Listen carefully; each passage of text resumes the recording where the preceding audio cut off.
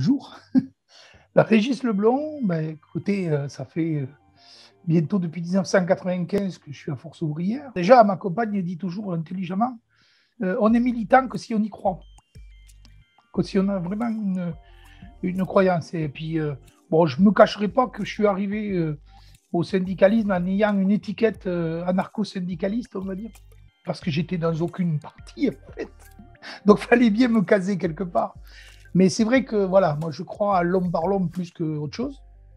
Et que ce qui m'a amené à me bagarrer, c'est que j'ai grandi dans une maison des syndicats. Pas en tant que syndicaliste, mais parce que mon père était concierge de la maison des syndicats. Moi, je considère que tu ne peux pas faire de syndicalisme si tu ne fais pas partie d'une organisation. Et d'une organisation confédérale, quelque chose qui peut négocier, sinon c'est pas la peine. Mes premiers syndicalismes, à chaque bagarre, même une petite épée dans une boîte où tu veux, on en arrivait à poser des questions tellement gênantes qu'il fallait modifier la convention collective.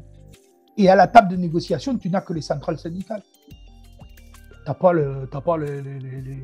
les indépendants, ça ne marche pas. Donc c'est pour ça que je dis qu'il faut toujours faire partie d'une organisation structurée.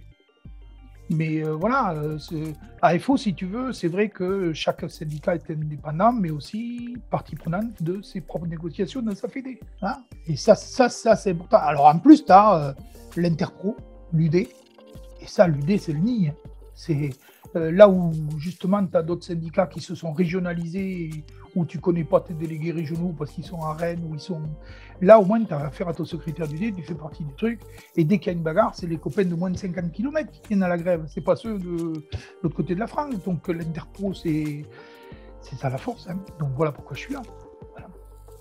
Après, si tu veux, en étant honnête, c'est vrai qu'il y a tout le boulot de la passion de la négociation qui t'amène à faire du juridique, qui t'amène à faire de la discussion, qui t'amène à faire très vite des écrits, qui t'amène très vite à pouvoir te défendre même oralement en plein milieu de conseil d'administration, prendre la parole de manière courte, synthétique, frappante pour dire voilà, je suis d'accord, je suis pas d'accord.